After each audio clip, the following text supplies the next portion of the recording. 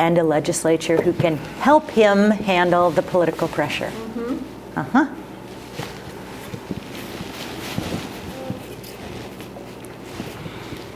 Where'd Kevin go? He's in the studio up there or something. Oh, how come they got all those plants over there? We don't have any plants behind us. We can't have any plants because somebody else didn't. So. Oh, well. It's limited. It's limited. Heaven forbid. No creativity in this environment. That we aren't fair. Yeah. Okay, you ready to go? Yep. In 5, 4, 3, 2, 1. Voters, it is your lucky day. You are going to meet a great candidate, Tim Utz. Tim Utz, welcome. Hello, Sue. How are you doing today? I am so happy to have the voters get to know you. So let's start out with, what district are you running in, and what office are you running for? Well, Sue, I'm running for House District 50A in Columbia Heights, Fridley, St. Anthony, and Hilltop. That's the general area where I'm running at. House of Representatives, they're Yes. lucky to have you. I'm looking forward to being in St. Paul. I'm looking forward. It's been a 22-month journey, and I'm ready to start serving the community. And you've been working hard. 22 months, I heard you say. That's absolutely incredible. You are out and about, getting to know the community, getting to know the neighbors, getting to know the voters. They can't possibly miss your green bus. I would hope not. We've been running that bus around about 30, 35 miles a day, and that's a lot of miles for a district to be running around on a bus trying to meet everybody. What made you decide to run for office? Well, in 2007, I was watching a presidential primary, and I noticed that things were not as they appeared to be, so I got involved in a political process. I'd always gone in November and voted for a candidate, but I never got involved in what happens prior to that. So I got involved, my wife and I, we became delegates and worked our way up to the state convention and went to Rochester. And after the Rochester convention for the Republican Party, I decided that I needed to run for office. And so I just jumped in and ran for the state house. And that's fantastic. What's in your background? Have you ever run for office before? What makes you think you are the best candidate for 50A? Well, in this environment, anybody who's not been in office is probably the best candidate because they're not infected by the insanity of government. My background is in the commercial industrial construction market, and in the last couple of years that's really been suffering a lot in Minnesota. But that's my background, and I'm looking forward to going to St. Paul. All right. Now, when you're out door knocking or walking in parades or driving your big green bus around, what are the issues that the voters in 50A are talking about? What concerns them most? It's big government, intrusion in their personal property and their personal rights, and the expansion of government. They're concerned about the property taxes and the other taxes that go along with expanding government, and that's been a consistent theme across even the Democrats are concerned. Democrats I come across are really concerned about this universal health care that's been passed at the federal level and actually passed at the state level too. Let's expand a little bit on passed at the state level. What do you mean by that? Well, in House File 1 special session that was ended in May, or the legislature this year, the governor got together the Democrats and they cut a deal to include in the House file in order to end session a lot of Obamacare is what it's called in Minnesota, and it all goes into effect in January 2011. Depending on what governor gets elected, we got three people running for governor, and the candidate Emmer is only one of the three governors candidates that will actually say he will vote against this Obamacare. But right now it's set to go into action in Minnesota in January. Scary, really scary. Yes, very scary. You spent a lot of time between 2007 and now over at the Capitol watching bills that were working their way through the process. Besides our Minnesota version of Obamacare, what other bills concerned you? Well, a lot of bills concern me. They introduced 3,874 bills, I believe, in the last biennium. That's a lot of bills, and several hundred of them were passed and put into law, including the no smoking ban, or the primary smoking ban in Minnesota, the primary seatbelt law. These are all in themselves, they don't sound very really intrusive, but when you look at the purpose of them is for government to be snooping around and controlling your life, basically. And spending. And spending, yes. Spending seems to be, you talked about the thousands of bills that were introduced, the hundreds that were signed into law. The spending is unbelievable. You want to talk about the budget a little bit?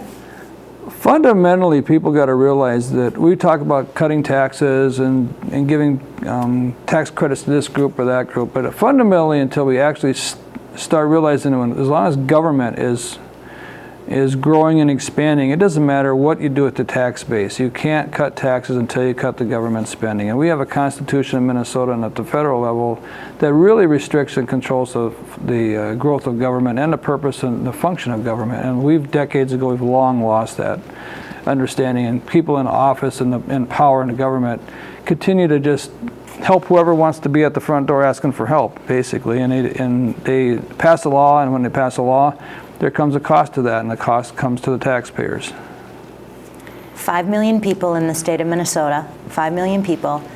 Right now, the revenues coming into the state of Minnesota, $33 billion per biennium, and the state of Minnesota wants to spend $38 billion. What's wrong with that picture?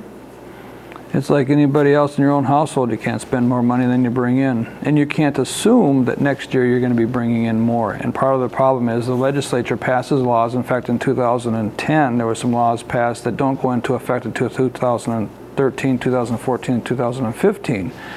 So these legislators are passing laws that they may not even be around for in office, assuming that the economy is going to get better and expand and grow, and government revenue is going to increase to pay for these programs. They know they can't pay for them now, but they still pass the laws now with anticipation of having money in 2 or 3 years to pay for them. You just can't do that. And this has been a problem at the state and federal level, and including the county and city levels too. That all levels of government don't realize that they can't continue spending. So because the 2010 legislators decided to spend $38 billion, does that mean we have to spend $38 billion? Well, we can't spend $38 billion because we don't have it. That's why we have a shortfall. And everybody's been talking about a $5.5 billion shortfall for the next biennium, but that doesn't include inflation, tax adjustments, paying back education, which is about $2 billion. So the actual structural shortfall for the next biennium is probably more like $8 to $10 billion. But all government agencies that I've talked to at the county, city, and other levels are all planning on cutting their budgets and adjusting for this $5.5 to $6 billion shortfall. And a shortfall is 30, 40, 50% higher than that. If you're looking at the state budget in Minnesota, besides being incredibly high, one of the biggest chunks is education. K through 12, 40%, higher ed, another 10%, and now there's talk about pre-K. What are we going to do about education? We have to do with education, and people aren't going to like this, but the fact is we have to cut education. Anybody's budget, if you realize in the next year you're going to be $2 or 20% short on your budget, you can't ignore half of your expenses and expect to be able to balance your budget. Education has been ignored for 3 years, consistently for 3 years. And that has cost the state another, I think it's like $2.5 billion has been pushed off into the future to pay. Well, you can't push it. It's like using a credit card and then not paying the bill on the credit card. You can't do that personally, and you can't do that in government especially. It's time to pay the piper. Yeah, well, the piper is going to get paid, and we're in the next biennium. We need people in the office that are going to actually be strong leaders, and I'm one of those people. Our current representative is for all these expenses, all these increasing government, and taxing the people accordingly. That's her position. That's how she sees it. This government is the best entity to be taking care of all the people. Another big chunk of the Minnesota state budget is health and human services. What are we going to do with that? Again, government has its limits and its constitutional authority, and we have to get these forms of government back into the private sector, back into us as people personally responsible for our family and our friends and our community. Government doesn't have the capacity, authority, or the ability outside of taxing and spending to be able to help these different organizations or different units of our society. And we have to take responsibility for ourselves and our families. It's not going to be pretty, it's not going to be easy, but the other option is we go off the economic cliff and we all lose out. So tell the voters, why should they vote for you? Because I'm the right person at the right time in history for the right job. How's that sound? Very good. And why should they trust you? I think a lot of people have lost trust in the politicians that we've put in office. What makes you that extra special politician for 50A? As I'm looking you right in the eye and telling you we're in trouble, and you need people like me that are going to go down to St. Paul and say, stop the insanity, and vote that way and hold other people accountable in St. Paul. We can't continue what we're going to do, otherwise we've all lost. So. Any last words for the words of wisdom Words of for wisdom. the voters? I'm looking for your vote. I want you to go look up Carolyn Lane, L-A-I-N-E. Look at her website, read all of her positions and where she stands on issues, and look at mine, and then make an intelligent, informed decision. Whether you vote for me or not, I want you to go vote in November. That's the most important thing. So thank you, Sue, for this time today. Thank you very much. Best of luck in November. You too. Bye-bye. Tim Utz. Bye-bye. That is really... Hello, I'm Laura, and I'm going to take a moment to give you some quick facts about Community TV. Community Access serves a wide range of groups, including public, education, and government. These PEG centers exist through franchise agreements between cable companies and cities. Cable providers offer channel capacity, facilities, and equipment to community access centers as a partial compensation to communities for their use of public rights-of-way. This compensation provides the local population with a diverse, independent, and local voice through community media. Our community media station, the North Suburban Access Corporation, is also commonly known as CTV North Suburbs. We are a nonprofit organization governed by a board of directors representing the 10-member cities. The Access Corporation provides three things. It promotes programming by and for the community, manages the access channels and the access facilities, and encourages public use of communications. The purpose of CTV is to provide access to cable communications for the public and to promote and protect the public's right to use community television. As a nonprofit, CTV serves the public. We are here to provide you with a unique access to an effective media outlet. The bottom line is, we exist for you.